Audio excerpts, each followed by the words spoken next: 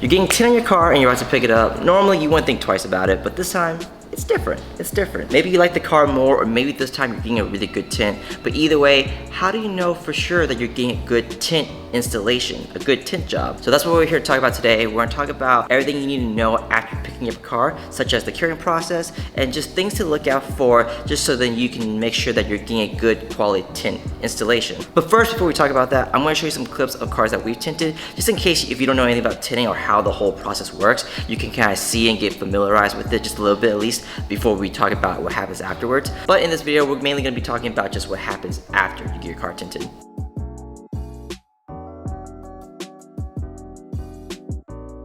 So tint goes inside the car, not on the outside. Even though it does get prepped on the outside of the glass, it actually goes on the inside once installed. So you can wash your car after you get your car tinted, just don't mess with the windows on the inside.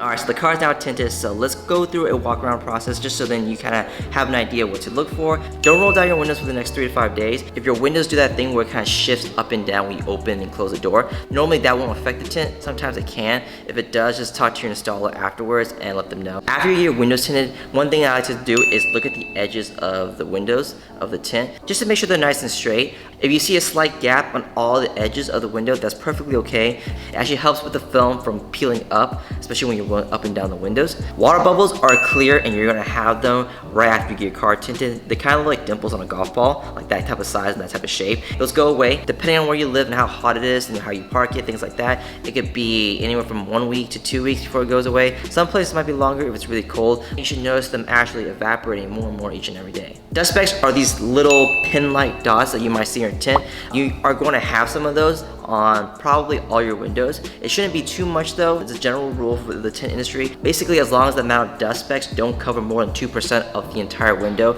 it's considered acceptable. You can't really avoid those. You can only do your best to try and minimize them, but the chances of you actually having one entire window without one speck of dust is practically impossible. Different tints though, however, will show the dust specks a little more or a little less than others. It just depends on how thick the film is and how reflective the film is. But if you're worried that they're gonna get worse or anything like that, they won't. So it's not like your tint is just gonna peel up or anything like that. Learn about your tint's warranty. Every tint has their own different warranty. Some are lifetime, some are 1 year, 2 years, 3 years, 4 years, whatever it may be. Learn about your warranty and make sure you know exactly what it covers, so that way you can really maximize the life of your tint. So these are the most common things to know after you pick up your car. If you have any questions, just leave them down below in the comments and I'll try my best to answer them, but I'll see you guys next time.